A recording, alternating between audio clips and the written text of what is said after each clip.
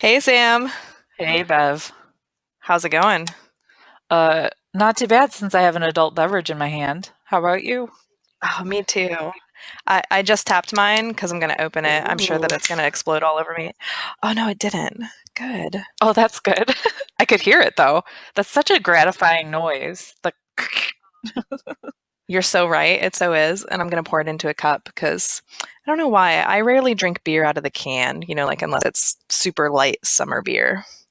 Oh yeah, I prefer bottle over can myself if I'm gonna drink straight out of the container but with glass bottles, I feel like you really got to watch it on your teeth if you're having a few Yes, because it's easier for it just to clink and it's not a good feeling. I have most definitely whacked my teeth a few times on a glass bottle, and it's not very good feeling. No, it's not. So what are you drinking? So I am drinking a beer that is called Slide Rule by Urban Artifact, and it is brewed in Cincinnati, Ohio. Ooh. It's a chocolate raspberry goza. So Oh, it's a sour. I love sours. Yeah, I do too. They're my favorite style of beer. I was just having this conversation with somebody last night. I've been trying to find beer that's been brewed with Brettanomyces. Ooh. I'm sure that I pronounced that wrong, and a beer geek is going to tear me apart for it. And that's totally all right. But it's called Brett for short, and it's a wild yeast that gives that horse blanket smell in the beer. Have you ever had that before? I don't know, but I feel like I need to now. I mean, who doesn't want to drink horse blanket smell, you know? It's funny. It's one of those things that like you either love it or you hate it. And in fact, I had a beer last night that was similar. It wasn't quite the right taste, but it was one of Jackie O's specialty beers. It had a wild yeast in it. It didn't say what kind of wild yeast it was, but yeah, it's Brett B that gives that horse blanket smell and aftertaste to it, and it's amazing if you like that kind of thing. Well, you know what? I was at the Naperville Ale Fest a couple weekends. No, it would have been last weekend, I guess. And one of the beers I tried, I smelled it first because with wine, I'm used to just smelling everything first. But I smelled it first and I said, this smells like manure. So I wonder if it was with that kind of yeast or something. But I still drank it. It was delicious, but the smell was a little off-putting. It's funny. It totally could have been. It was probably a wild yeast. There are some breweries that choose not to brew with wild yeast because they can sort of infect all of your equipment and then give all of your beer that sort of funky sour taste to it, which in some styles you obviously wouldn't want. So I think that's why I'm having trouble finding that type of beer out here. It's brewed a lot, or at least I found that it was brewed a lot in California. So when I lived in Arizona, I found it all over the place because they're so close, they distribute. But I haven't found any distributors out here yet. But I live in the middle of nowhere, so Right, right. it's kind of hard to find a lot of beer choices out here. Yeah, funny story. I was driving through part of Ohio Saturday, and I was like, oh my gosh, it's all just country. It's all farm. There's nothing out here. And the roads are so nice. Like Michigan roads are just complete crap. But as soon as like I got into Ohio, I was like, oh my gosh, like I don't feel like I'm hitting a pothole every 5 seconds. So, maybe I'll move to Ohio one day. Yeah. It's funny. The part of Ohio that you went to, Findlay, I've driven through there several times because it's the route to Toledo from Jared's parents' house. Mhm. And so when you said you were going to Findlay, I was like, oh man, if I was up there visiting the in laws, I would have only been like 30 minutes from you, I think. It would have been perfect. Maybe someday. Someday. But it is really hard to leave the farm. Like I'm Yes. sure that you have found that that can be difficult because you have to find somebody to take care of your animals. So how did you end up being able to leave last weekend to go to was it the Naperville Ale Fest? Yes. So it was in Illinois. My brother and sister-in-law are in Aurora, which isn't super far from Naperville at all. It's like 20 minutes. But it was one of my husband's coworkers who has had chickens. I think she has chickens right now. And her daughter had a pet goat when she was growing up. So they were familiar with farm animals. So that made me feel better. And yeah, and they just came over like 3 times on Saturday. They came over like twice that Friday and then once on Sunday. And Yeah, they did a really good job, but I was like paranoid. So I'm like looking at my ADT like home security app, making sure they're actually showing up when they say they're going to, because you can see like when the door opens and closes. But yeah, no, they did a great job. And like my husband was trying to give them more money and they refused to take it and they were just super gracious. But, I think if you find the right animal sitter, it makes the difference because they see it as something that's fun for them too, where it doesn't feel like a chore. But you're right. It is like incredibly hard to find people that are good with it. That's great that you guys were able to find them. That's really awesome. Our uh, Mhm. our neighbors will watch our chickens for us when we go. Right now, all we have is chickens, so we're relatively easy, but that's not always going to be the case, obviously. Right. My in-laws tend to watch the chickens and take care of the animals for us because normally they're watching the children when we go out of town also. It's a trade-off. So it works really well. We're like, hey, can you come down and take care of the kids for the weekend so we can go to Cleveland and go to this concert? They're like, yeah, sure. And while you're there, can you feed the chickens and pick up the eggs? Super easy. Yeah. No, it was great. Previous time when we've left I swear we've only like left the house like 2 times since we moved in because of all these animals. The previous time was also the Naperville Ale Fest, but it was the summer edition. And my brother and sister-in-law left their kids with my parents and then came down like Airbnb style to our house for the weekend and did that too. So that was also super great. But apparently I only leave, for a vacation that involves alcohol. Um, People are going to start sensing a pattern here and think I have a problem or something. Nah, those are the best kind of vacations to take. Beer festivals are always so much fun to go to. I haven't been to one since we moved, so I'm definitely overdue. So I think I am going to make it to that summer one if we end up putting that together. I think we need to get like as many chicken people there as possible. It would be pretty cool. If we manage to put that together, we need to have shirts made so that we all match. Yes, We're an obvious presence at the Ale Fest. It'll have a chicken on it and it'll have beer on it and it'll say Drinkin' Farm and it'll be awesome. exactly. I like where your head is at. I can see a lot of people getting behind that. And then with a strong presence at the Ale Fest, we'll probably just take it over. So I hope they don't mind. Yeah, no, I don't think they're gonna mind. With all of the Instagramming from our group that'll go on, they'll get tons of free advertisement for their festival. So I Exactly. think they're gonna be pretty excited about that. So what are you drinking, Sam? So I am drinking a Cabernet Sauvignon, which I don't even know if I say that all right. I don't really care. But it's called Rex Goliath and it's got the big chicken on it. I don't know if you've ever seen that one. I have, and I've had that wine, and I love it. It's awesome. It's not bad.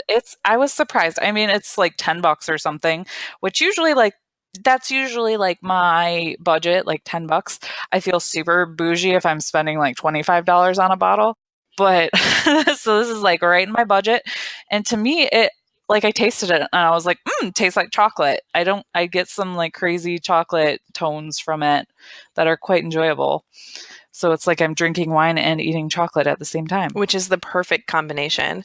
Yes. I agree. I usually only spend about $10 a bottle on wine. Sometimes I'll spend 12 or like 14 if it's something that I really like, but Hmm. yeah, I find that $10 range is the perfect amount because if you open it and you drink it and it tastes like crap, you don't feel bad dumping it out. Exactly. 9 times out of 10, though, it's totally going to be delicious. It's true though. And sometimes I do this thing where I open a bottle of wine and I don't finish it all because, life responsibilities and all. But then I don't go back to it for like a week and sometimes it gets kind of skunky. So then it's really sad. So I feel really awful if I have to dump that down the sink. So that's another reason to go cheap or free. Yeah, Either way works for me. free.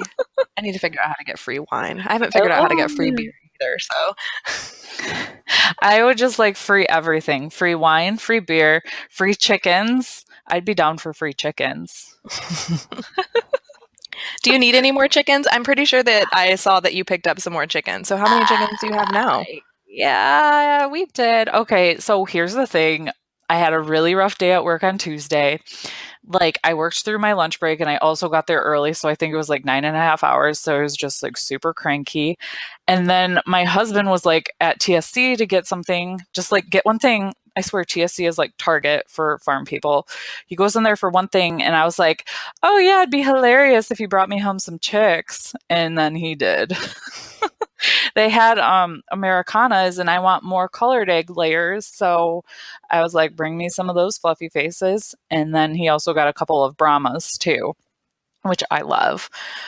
So we have those, but my friends James and Heather came over today and took 4 of our eclipse baby hens, as I refer to them, because they were born around the eclipse in August.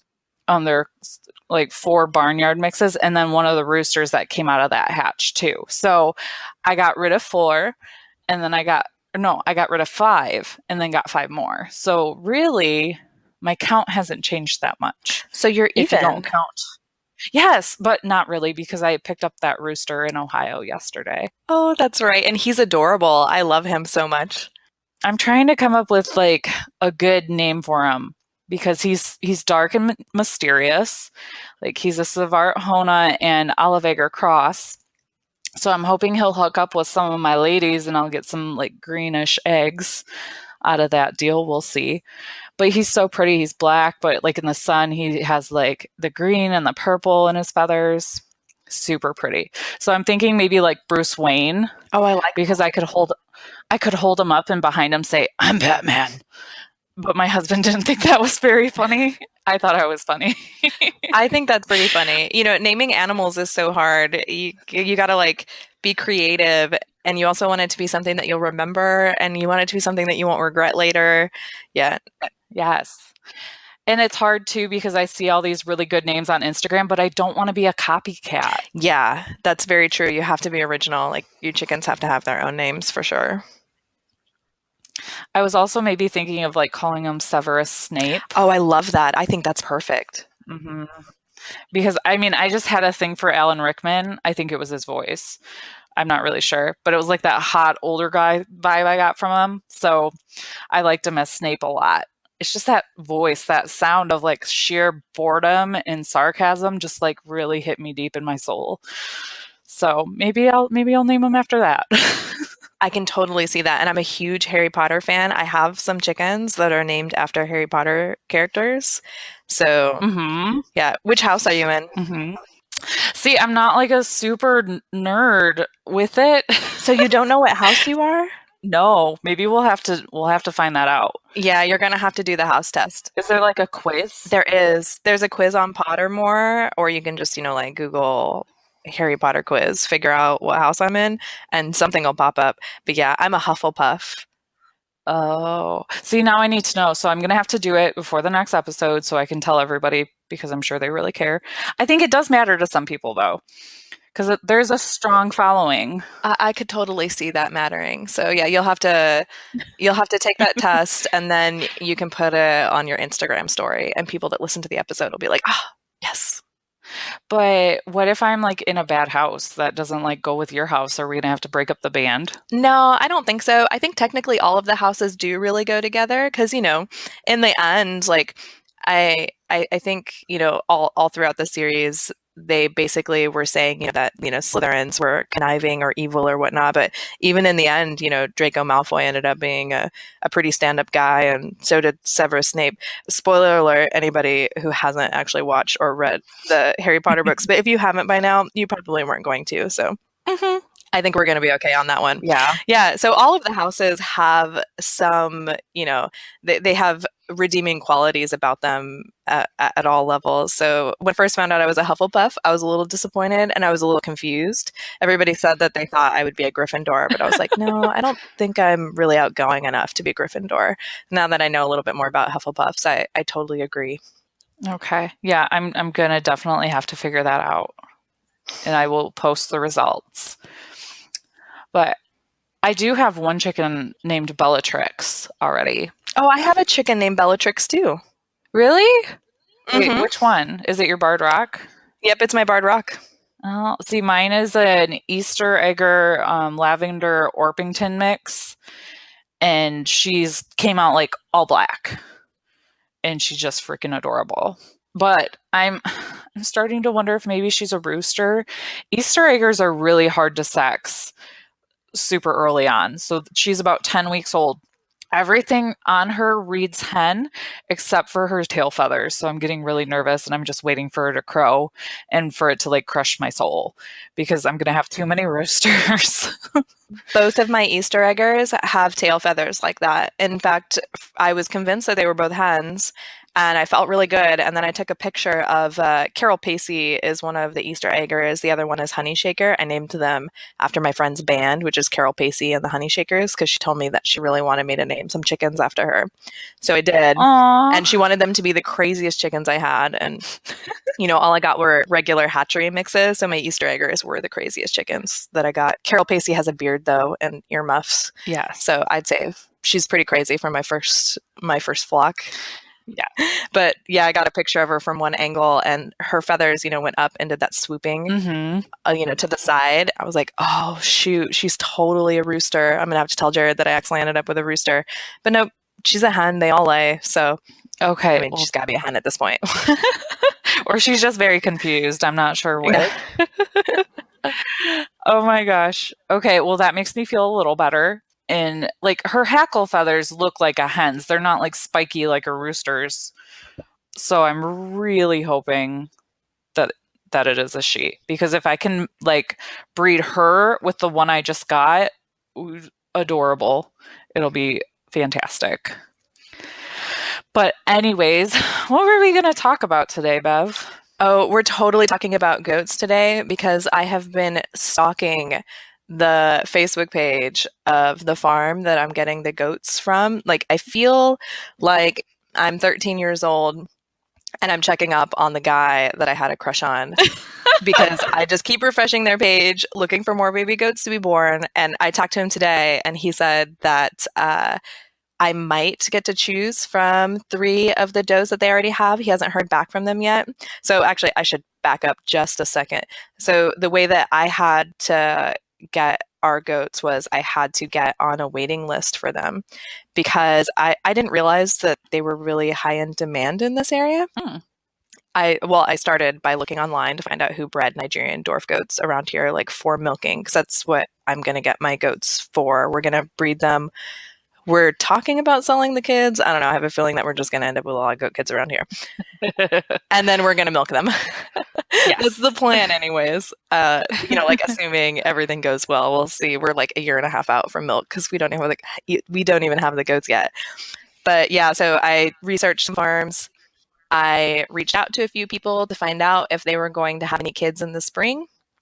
And then it turned out that I needed to get on waiting lists. Aww. So I got on a few of them.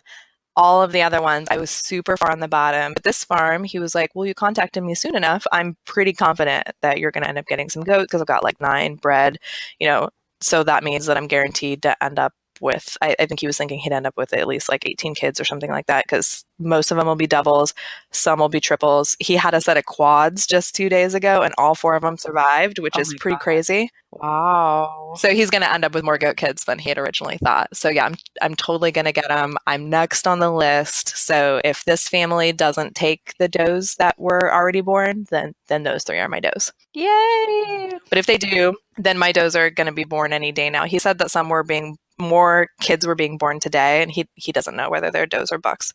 So yeah, so my kids are going to be born any day now, or they may have already been born, and maybe I'll be bringing goats home by the time this podcast airs. I don't know yet. Oh, yay. That's so exciting. So I have some prep work to do, but I'm curious how you got into, goat tending. What do you call it? It's not goat farming. Goat keeping? Goat keeping. I like that. Goat keeping. Goat wrangling, maybe? I don't really know. So back in, let me think. Oh gosh, that was so long ago. I feel old. So like 10 years ago, when I was 20, I was in Australia and I was at this is going to sound really random, but I promise it makes sense. So I was in Australia and we went to this petting zoo and there were like sheeps and goats and everything, and they just like followed you around through the zoo. Like everything was free range, even the kangaroos. So we got to like feed kangaroos, and I got to kiss a kangaroo on the head, and it was super fun. And they had like chickens. They actually had silky chickens that were dyed like the Easter egg colors, so like pink and green, and I didn't even know what they were at the time. But now looking back, I was like, that was actually kind of cool and hopefully not toxic to them, but no judgment because I don't know. Um, but when we were there, they had the cutest little baby goats, and they weren't Nigerians, but they had like floppy little ears, so I'm not sure exactly which breed it was. But there's a picture of me like just holding this baby goat, staring at it like lovingly. And that's what I knew I wanted goats. So fast forward to like 10ish, 9ish, 10ish years forward, we were in the process of purchasing our current house, and I knew it had this big barn, and I knew I had space for goats. So step number 2 was convincing the husband that it was a good idea. So there's this thing I do where you start like talking about it little by little, because if they think it's their idea, it goes really well. So I kind of started framing it like it would just be a really good thing for the kids and it would be fun, and they're small, they don't take a lot of work.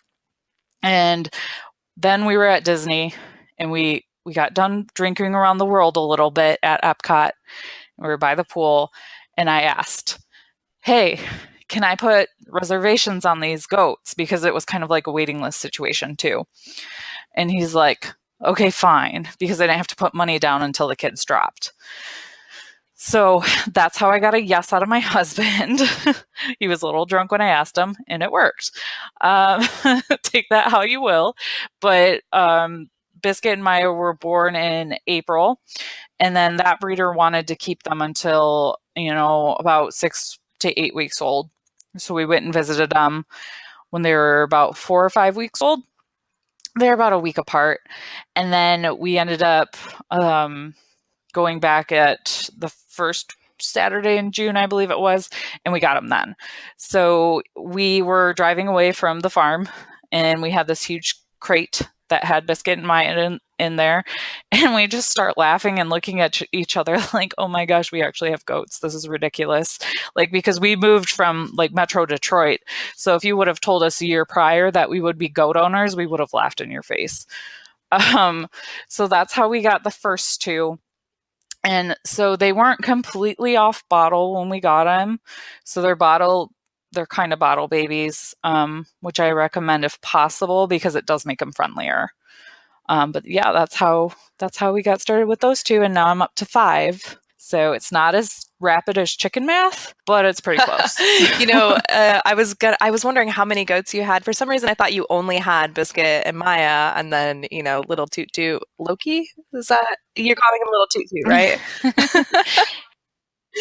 Yeah. So his name is Loki because he's evil, but kind of cute, so he gets away with it.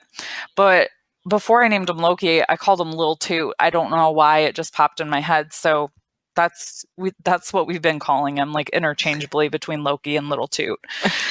And it's probably because he is kind of a little shit, but again, he's cute and he gets away with it, so it's fine. Well, I read a really good description for what goats are. They're basically like human toddlers that don't throw temper tantrums. I mean, they do kind of throw temper tantrums, but they're goats. So when they're throwing their temper tantrum, you just, close them in their barn or their crate and you're good. Yeah, Loki. Okay, so before I hopped on to record with you today, I had to feed him because I knew if his bottle was going to be any later than 4:30, he would throw a fit, and I would hear about it. Like, I'm all the way across the house just in case he starts throwing a fit because he can't see me. Because if he sees me and I get up from the couch and walk into my bedroom, he screams so loud. And he doesn't really do it with anybody else. It's just me because he knows that I'm the primary bottle feeder. I think that's a lot of it. But he does throw a tantrum. But you're right. And I said something at work to the effect of, because I don't have any kids of my own yet, and people will ask, "Oh, when are you going to have kids?" And I was like, "I don't know. Leave me alone." So I joke around saying, "I have three. I have 5 kids at home, and I can put them in a cage and when they throw a fit and not have CPS called on me." So that's where I'm at in my life right now. And I know I shouldn't have real humans. Hey, So there you go. there's no shame in that. I mean, I'm definitely done having human kids. I've got a 6-year-old and a 12-year-old, and Oh, that's enough for wow. me. We have a great time with them. They're a lot of fun, but It's a lot though. yeah, I'm all goat kids now. Yeah. Yeah. So they do that is the perfect description to call them a toddler though, because he's in the house right now. He'll be in the house until it's like consistently 45 degrees or higher outside. And he just needs to bulk up a little bit too because the other goats are a lot bigger than him. And I don't want him to get beat up or anything. So he's going to be a house goat probably for another month or so, but when we let him walk around, he puts like everything in his mouth. He's jumping up on furniture that he's not supposed to be. He does not listen. He kind of comes when his name is called by me because he thinks he's going to get fed. But total terrible 2 toddler. Absolutely. Yeah, I've had terrible 2 toddlers, and I agree with that description. So we've established goats are toddlers. I love that. So your goats, they live in the barn, and you already had that like all ready for them, right? So did you Yeah. have to do anything to the inside or like add any pens or any pasture? So my husband did have to build a goat fence, which he did a very good job at, especially since he never really had any fence building experience. So we had to build a fence. Luckily, we already had like a door that they could come out of. The previous owners had like partitioned off quite a bit of the barn for their peacocks. So we were able to just to like clean up that area. This area is huge. But I was figured we could just leave it open for now and section it off as we needed to. Just let them be spoiled while they can. So before we got Biscuit and Maya, we did the fence, and we don't have an electric fence. It's just like I think it's called like welded fence, and it's like the 2x4 inch openings. That's exactly what we got. It's a two Yeah, by four welded wire. That's what we bought as well. that's what it is. Yes. So we had that, and we went. I think it's a little taller than 4 feet, and we haven't had any issues with that. Oh, that's good. I'm glad to hear that because we did 5 feet just because we weren't sure. I almost went with 4 feet, but then my husband was like, "Well, you wanted to get some fiber animals also, which are a little bigger than Nigerian dwarf goats." And I'm Hmm. kind of hoping I can get everybody to mingle together. If they all get along well, then I don't have to have a bunch of different pastures and barns everywhere. Right. So yeah, so for a bigger animal, I was like, better go with 5 feet just in case. No, that was good for planning ahead. So kudos to you there, because I was kind of like, now I'm kind of like, I want a llama or an alpaca, and like you need more than one because they're herd animals. But Well, your yeah. llama will herd with the goats, and your llama will actually be Mm. the goat's guard animal. Oh, snap. See, now I have a good reason to get You one totally guard do. I've animal. been begging my husband for a donkey. I told him I wanted a donkey for my birthday, and he said no. Oh, So I'm gonna have to just go get myself a donkey. me too. I want a mini donkey. I want mini anything, really, but I really want a mini donkey. It's They're because so cute. mini animals are adorable. But donkeys are great for herd protection also. Like you can keep your chickens and your goats and the donkey together, and the donkey will help keep like the predators away as long as, all of the animals are staying within its reach, essentially. So would you say that a donkey is more of a badass than a jackass? Yeah, I definitely would. There's a video of a donkey like stomping a coyote on YouTube. If I Whoa. can find it, I'll stick it in the show notes. Yeah, it's pretty incredible. They can be very territorial, and they like to hang out with your goats, so they're There you good. go. And my neighbor has donkeys, and he keeps them both separate. He doesn't keep them all together.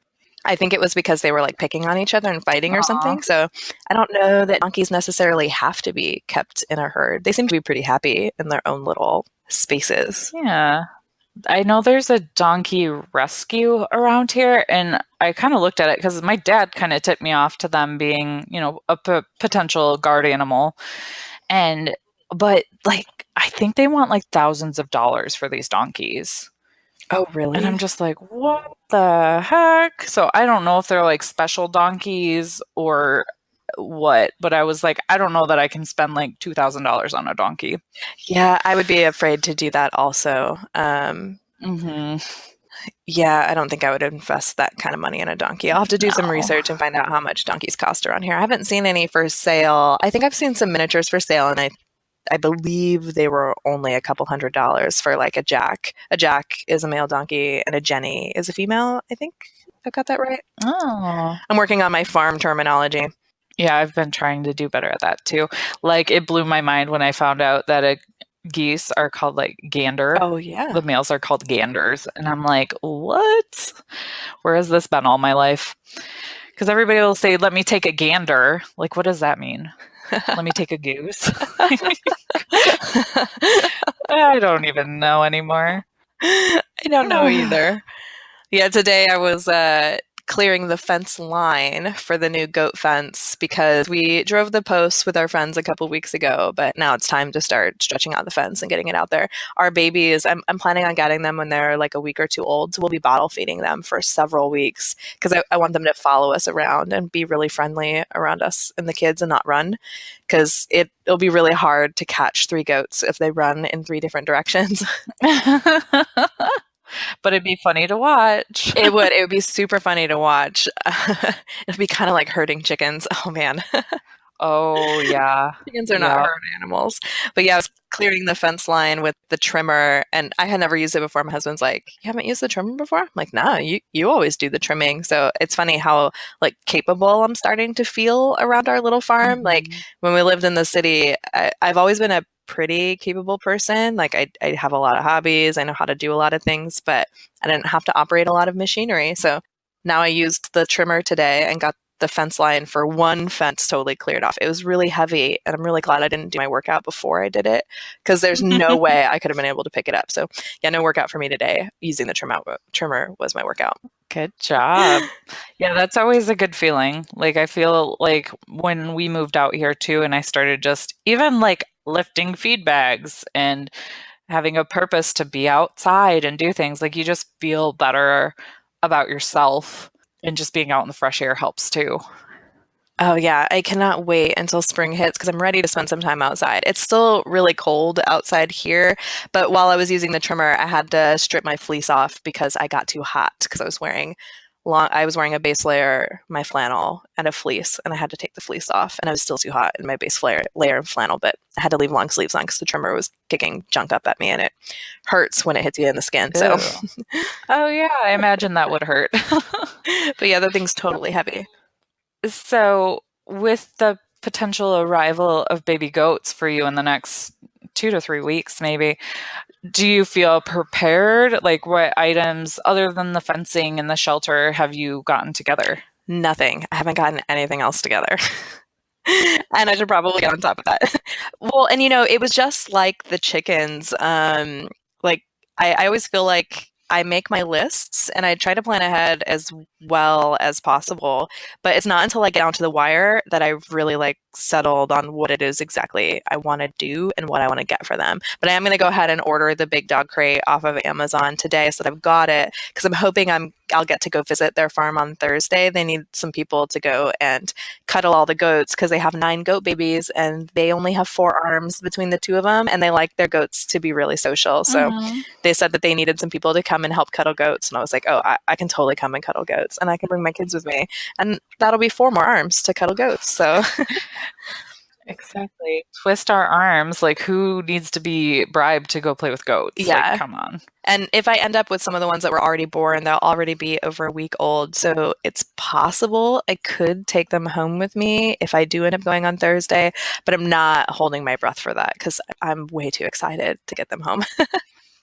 So I don't want to be disappointed. No, I don't blame you. No, I don't blame you at all. It's a very exciting time. To get prepared, I have been reading a book and it's called Holistic Goat Care. It's like a textbook. It's huge, but it basically goes like from goat behavior all the way through to every health issue you could end up with your goats.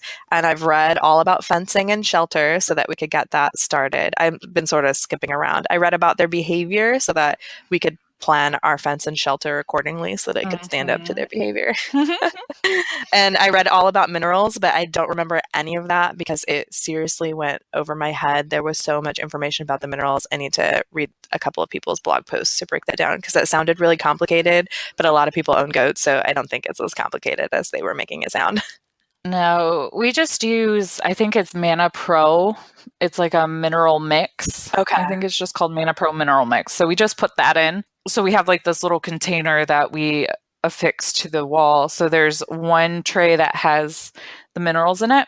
And then there's also a tray for baking soda because that helps with bloat. And they're just smart enough to know to eat those things as needed. It's pretty fascinating to watch them know exactly what they need and see them avoid things that they shouldn't be eating. But at the same time, little Loki likes to try to eat cardboard boxes. So you got to keep an eye on him. But yeah, we just use that. It's a premix thing you can get from Tractor Supply or your local feed store or whatever. So I highly recommend those. Okay, that's probably what I'll go pick up to start because this book was recommending like putting out a buffet with each like mineral in it individually and listed like 10 or 15 minerals. I was like, no, their shelter's not that big. I can't put out a buffet of minerals for three goats. Well, and and their barn animals, they're gonna poop in it at some point, whether they mean to or not. Like that those goats must be living the high life if they have that kind of a Right. buffet. Like more power to those goats, but mine are pretty basic and just eat the premix stuff because mom's lazy, I guess. I don't know. We haven't had any problems. We've almost had them for a year now. So, Well, and I think that's the most important part. If you haven't had any problems, yeah. So I'm glad that I get to talk to somebody that already has a goat because I knew that I wanted to get goats the second we made this decision. What was it? It's August of 2016, and I'm sitting at my in-laws' house, like looking up housing listings because we had been in Ohio for like 5.5 weeks by that point. We were getting ready to go home that week, and I was showing my husband like all of these places that were for sale in Ohio and how we could totally afford them and we could move and we could end up with goats. And so I started doing my goat research like right then, and I found a blogger that was local to Phoenix that had goats, and she loved goats. And I reached out to her to try to see if I could go and visit her goats, maybe learn some things. But, I mean, maybe I sounded a little crazy. I don't know. But nobody wanted to let me come over and learn how uh, to take care of goats. well, So I was really disappointed because I thought like goats are a little more complicated than chickens. I'm afraid I'm really gonna screw this up. yeah, I mean, I've had some people say some things to me on Instagram, like, I want to come to your farm. And it's like, bro, I don't know you. So maybe it's like Yeah. that. And there's been some stuff circulating on social media lately about people like stealing other people's goats. What? Yeah, like stealing other people's Holy goats and cow. sheeps. I know certain times of year you kind of have to watch it with your goats too because goat meat is pretty popular, Mm-hmm. but hard to find during certain times of year. So I've also heard of people stealing goats for that reason too. That is insane. I had never heard of that. Yeah, that totally makes sense. And I posted in a homesteading group for the state to see if anybody needed, like a free farmhand, or like they wanted to go on vacation and needed somebody to learn how to take care of their farm while they were gone. I was willing to do that as well to learn, and I didn't get any takers. Oh, that's strange. Yeah, so I was a little bummed about that, but I am a super enthusiastic person, so I'm sure that they were like, "Whoa, simmer down a little bit. They're just goats." No, but they're more than that. Seriously. So, what we used for the bottles too, like some people will talk about using different kinds of nipples for the bottle babies. Sometimes they say like a actual like newborn baby bottle, like that kind of nipple works. Or the ones we use are called Pritchard nipples.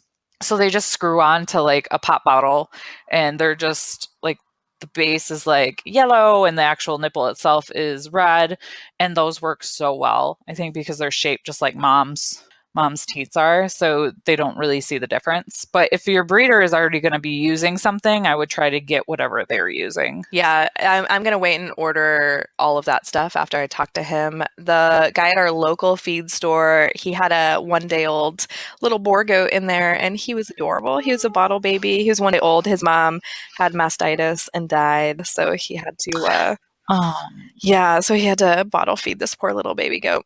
It was really sad, but he was just using a regular baby bottle, and that goat was doing fine. But also, he had never nursed from mom, obviously, because she died. So right. that probably makes a difference. Someone told me that sometimes the human baby bottles, like it doesn't like they can get gassy or it doesn't release, the air and the liquid at the right speed for goats, which kind of makes sense. I mean, Yeah. they act like human toddlers, but they're not actually human toddlers. Right. And their mouths are totally different, like no top teeth. Right. Exactly. But yeah, so I guess for like because we just had Lil Toot, I think the guidelines were I'm trying to remember what we did because we just had bottle for a little bit, but then we started introducing the hay for him to munch on, and like now he's like 6 weeks old, and oh my gosh, he's like constantly going to town on it. He loves it. We're lucky enough to have a horse farm like right across the road from us.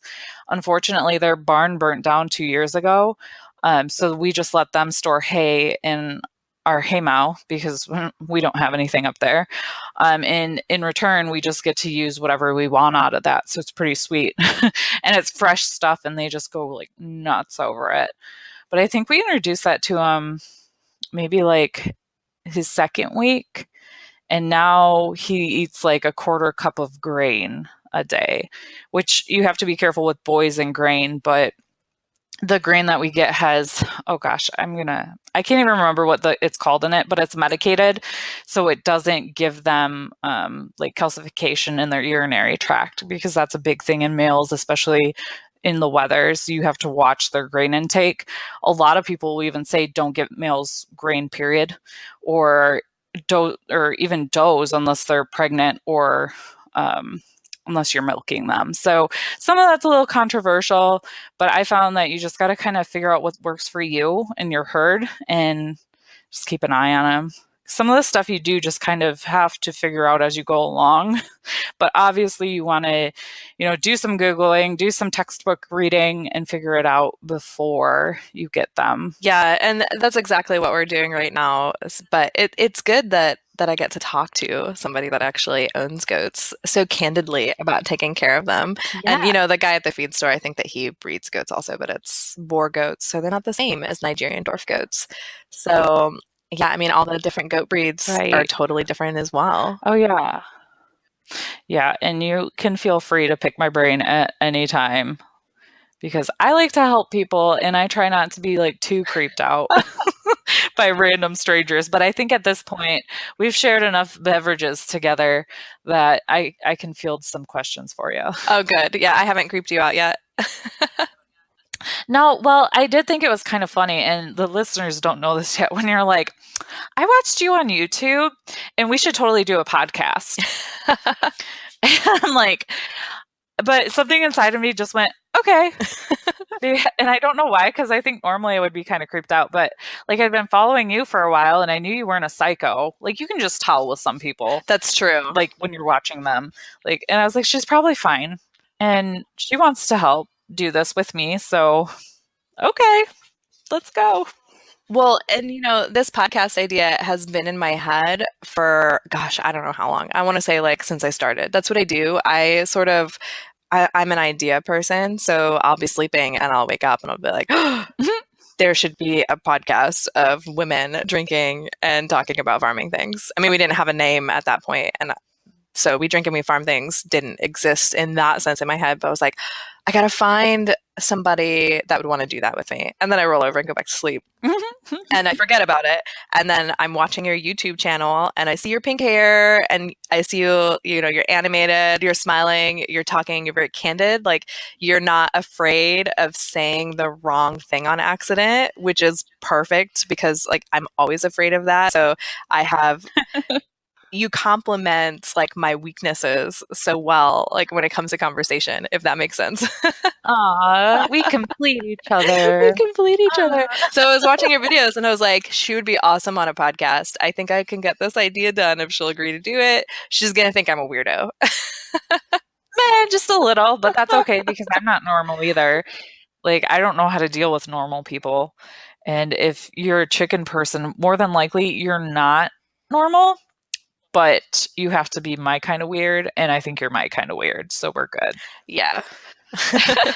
Not I everybody agree with that. not everybody understands it. Like, I know my husband's family just really doesn't get what we're doing here, but my family seems to understand it more because my mom grew up on a dairy farm. Like, my playpen was in the barn while she was milking cows at my grandparents. And then my dad grew up with horses and he did some like rodeo stuff while he was in college. And so it's like, it's kind of in my blood. So they get it. My husband's family doesn't get it. And it does make a huge difference when you find people that you can talk to about this stuff and they don't think you're nuts. Yeah, I was wondering how you sort of ended up getting into this. I know it was on accident because you just bought, the house, but you know, so you moved to the part of Michigan that you're in now from Detroit, right? Yeah. Yeah. So it was a big difference. But I originally came from basically the middle of nowhere. Like, I'm from Mayville, Michigan, and people are like, where's that? And I have to say, do you know where Auburn Hills is? Because that's where the Pistons used to play at the Palace. And they're like, oh, yeah, okay. I'm like, I'm an hour north of that. So I came from the middle of nowhere, spent like 7 years in Mount Pleasant getting my college degrees, and then moved to Metro Detroit after I met my husband online. Um, and now we're here. So you guys didn't really move there so that you could have animals or anything. You just moved and the house happened to have a barn and Yes, it was an accident, honestly. Like we were looking at houses with such a radius. Like we were all over the place looking for houses. The real estate agent probably hated us, but I just knew I was going to know when I found it, no matter what it looked like, and I knew I wanted some land. And we were in 900 square feet and it was just too much. I mean, we had two cats, two dogs, and two stepkids every other weekend, and it's too much in 900 square feet. So I just wanted bigger, but I didn't expect to go this much bigger. But here we are. how much land do you have on your new place? We have about 6.5 acres. Okay. So that's a good sized piece of property. Yeah, yeah. And you said yours is like It's 12? almost 12, yeah. Ugh. See, I'm already itching for more land. Like 6.5 isn't enough. I can still see neighbors. Yeah, I was gonna ask you if you had any neighbors, but it kind of like judging from your pictures and whatnot, I believe that you do have some neighbors that you can see from your place. Oh yeah, so we have this one neighbor and he's very nice. There's nothing wrong with him. But he likes to lay out on his back deck with his shirt off. And he's an older gentleman, but the chickens will sometimes roam in his yard. And my husband took eggs over to like apologize for them roaming into his yard occasionally. He said it's okay because they're his friends and he talks to them. And in my head, I'm like, what a weirdo. But I go outside and talk to them all the time. So I don't know how much different I actually am. I was gonna say, it sounds like he's the perfect neighbor because that was always my fear when we were originally starting to talk about urban homesteading on like our property that we had in Phoenix. I was worried that my animals would bother the neighbors or escape and get in their yards and like ruin their gardens and all of that. So it is kind of Yeah. nice to like be somewhere where people are sort of expecting that sort of thing. We have three neighbors that you can see from our house and that are within easy grazing distance of animals if they're not, like in a run or in a pasture. So I do have to keep an eye on things, but I don't normally let them just roam free. I always watch the chickens when they're out because we have a big hawk problem here. So when the chickens are free ranging, I'm Mm. standing out there with them. I mean, I don't think I'd actually fight off a hawk. I mean, how would you even go about that? I'm not really sure. I don't know. There was somebody on my Instagram. I think she's not that far from me. I think her handle is Fowl Creek Farm. I think it was her that did this, but some hawk like got a hold of one of her chickens and it like skinned its head off. Like it was pretty graphic picture. But then the next picture was her holding this hawk. Like she Oh, caught it and was hanging on to it to take a selfie with it. yes. And I'm like, you, ma'am, are a badass, and I want to be your friend because that is ballsy. But oh my God, like I don't know what I would do if like I actually saw it happening. Yeah, I don't know either. I like to think that I would act, so I still hang out there and, have a beer while they're doing their free ranging thing. And then I use a little bit of scratch to coax them back into the coop, and that works pretty well. Oh, for sure. You know what's funny was on my drive to and from Ohio, and I told my husband this last night. I was like, I saw so many hawks. It was crazy. Like I saw at least a dozen from the Michigan border into Findlay. I couldn't believe it. So it sounds like the hawks are just like hanging out in Ohio. Yeah. Well, we have a couple that'll come around here. But none of our chickens have gotten picked up yet. But I know the day's coming. Like it's gonna happen. It's the circle of life, but I'm not excited about it. Like I'm gonna cry a Yeah, lot. yeah, I totally am too. We haven't lost any to any predators yet either. Um, but I know that that day is going to come eventually because I think that that's sort of the risk that we take when we start taking care of animals. Like it's inevitable that we're going to lose some of them to predators and mistakes and health issues. Like I think that just goes with the territory, unfortunately. Yeah. Yeah, sadly it does. But okay, so how was your transition from thinking about urban homesteading or urban farming to living on 12 acres of fertile soil where you don't have to make all these little microclimates and everything? Like, how was that transition for you, like mentally and physically? Well, it was a really long process. So we got a lot of time to sort of think it through. We had been going to Ohio to vacation for several weeks at a time for a few years, and in 2016 was the year that we went for 6 weeks. We brought one of our dogs with us, and we drove. That was how long we were staying. We brought our bikes. Like, Oh, wow. yeah, we were like camping it out at my in-laws' house and my sister-in-law's house, like for the best 6 weeks of summer that we could. And so we had already sort of been going out to Ohio a lot. My husband's family lives here. So once we sort of started toying with the idea of actually relocating, it became really easy because we got to look at all of the benefits of being closer to family and all of the other stuff. I mean, we have friends who think we're insane because you don't have to shovel sunshine in Arizona, but like I also don't burn my ass off when I get into my car in the middle of the summer here. So there's like trade-offs like there True. is with everything else in life, right? I mean, like Right. Arizona's not perfect, Ohio's not perfect, but yeah, we had decided we knew that July before we left my in-laws' house that we wanted to move. We just didn't know where in Ohio. So like the whole state was up in the air. I pasted a map of all of the counties on my office wall once we got home, and I just started looking at real estate listings and livestock laws in the area and crossed places off where livestock laws weren't friendly. Like the entire township of Beaver Creek, I don't know how Michigan is set up, but Ohio has towns and cities and townships and counties. It's all very confusing if you're from somewhere that doesn't have these like municipalities set up like that. But like the whole Mhm. township of Beaver Creek, as of the last time I checked, I don't know if this has changed since then, but they did not allow chickens unless you were in an area that was considered agricultural.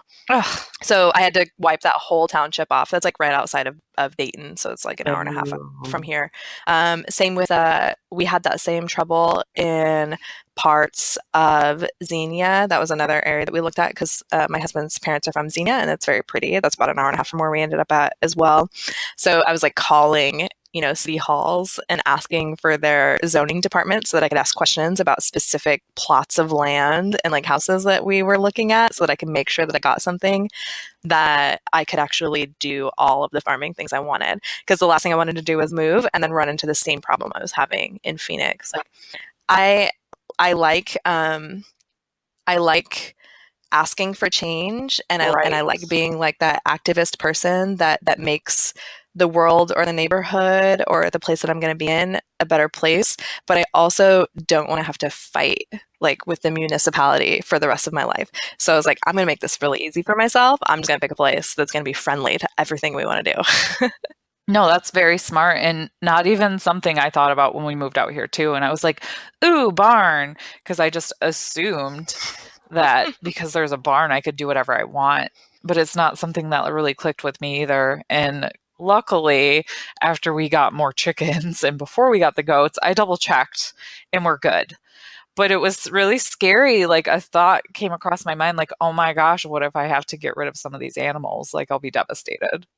Oh yeah, because some places limit the number you can have based on the amount of land you have. But at 6 acres, you would have been fine in Ohio. Because technically, in Ohio, if you have anything over 5.1, you can raise animals on it and have livestock as long as it's not against the township or city or town codes that you're in. So like that's the state law, but then you got to go into all your Okay. little subcategories of municipality, I guess, for lack of a better term, to look into it because they can override like that state minimum. Like some places probably require 10 acres. Some places require that you have to live on an agriculturally zoned lot in order to have any farm animals at all. Yeah.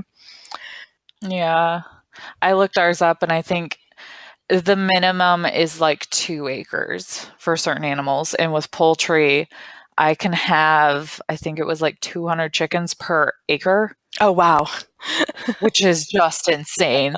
And like I can have 5 goats per, no, 10 goats per an acre. Okay. So I'm like, okay, I feel like even if the laws change a little bit around here, like I'm not going to have 1,000 chickens. Like if they change them, I should be okay. But I've heard of people around here, like different counties and such, like changing the laws on people and people just having to get rid of their animals. Oh, they don't grandfather them in? That's so sad. No. That that is, and it's so messed up in my mind how you can possibly do that to somebody that pays taxes Yeah. in your area, that you would just really screw them like that.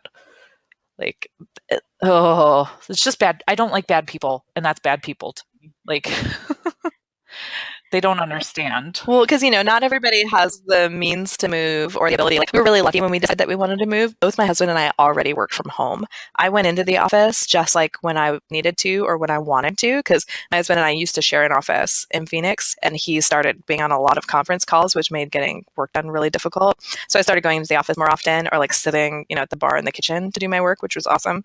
And so we already work from home. Mhm. So when I had this crazy idea that we should just move across the country, we both just talked to our bosses to make sure that they were okay with us, like not being at the actual physical locality or time zone of the office. And they both were fine with it. And in fact, I haven't had to travel back to Phoenix for work, which has been kind of surprising. But I know that when I do, I'm going to have a lot of paperwork to file.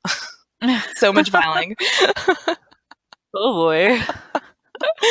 So that is the one danger of not being in the same state as your office.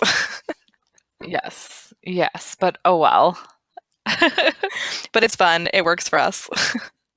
Yes. No, that's awesome. Like I get to work from home 2 days a week and it's literally my favorite thing. And I think with how high energy and high pace or fast paced my job is, if I didn't get to work those 2 days from home, I would be absolutely miserable and I'd never get anything done because you just have less interruptions when you're at home. Nobody's coming to bother you every 5 seconds with a question like they are in the office. So working from home is the bomb. It's my favorite. Oh, I totally agree. I love my office, and it was so much fun to go in because, like, every morning we would go and get donuts from a place or like coffee, and then in the afternoon we would go and get like sodas or like slushy from from what is it?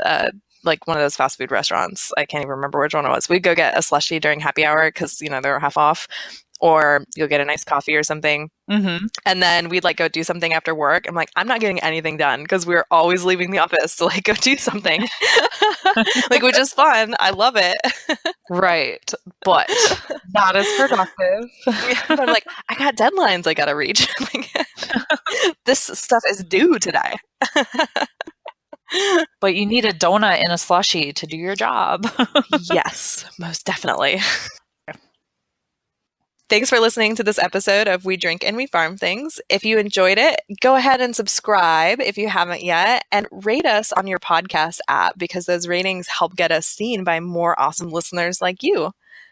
So, Sam, do you want to remind the people who you are and where you come from?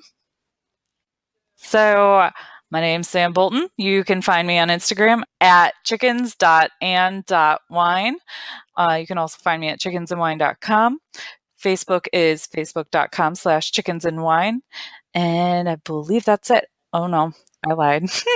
There's also this thing called YouTube. You can find me at YouTube, also under Chickens and Wine.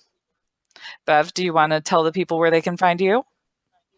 Sure. I'm Bev Ross, and I blog over at Ross Roos, which is ross-roos.com. And you can find me on Instagram at Ross Roost Farm. And I'm also on Facebook under Ross Roost. I don't have a YouTube yet because I don't like looking at my face while I'm editing things. So this podcast thing works way better for me. I like that I can wear my pajamas and nobody judges me on a podcast. Oh, yeah. My hair's up in a ponytail right now, and I'm wearing flannel, and I'm super sweaty. So podcasts are great for that, people. And you can find We Drink and We Farm Things. We're at drinkandfarm.com. That's a good place to listen to our podcast if you don't have a podcast player on your iPhone or on your Android. But there's tons of cool podcast apps out there, so feel free to pick whichever one you want. Because we've got an RSS feed, so you can find us in your podcast app by just searching Drink and Farm or We Drink and We Farm Things. And if for some reason we're not coming up, there's an RSS link on our website, so you can copy and paste that link and import it into your podcast player, and then we should pop right back up. But I'm not like a technology expert by any means, so if you're having trouble with that, please don't message me. But I copied it and pasted it and it works. So if I can do it, you can do it. I believe in you. Oh, perfect. So we're also at Drink and Farm on Instagram, and Instagram is where we are the most active. So that is the best place to sort of chat with us. So if you've got any feedback on our episode, you can go ahead and give us that feedback. Somewhere on Instagram is the best way to do it, either on one of our personal pages or on Drink and Farm. We prefer it on Drink and Farm because it's nice that we both get to, like kind of mess around with that since we're both admins of it. But we also have Drink and Farm at Facebook. It's like facebook.com/Drink and Farm. So we've got like a nice little Drink and Farm theme going along there. So yeah, thanks for listening. We have a lot of fun doing this. I hope you have a lot of fun with us as well. Until next time. Bye, guys.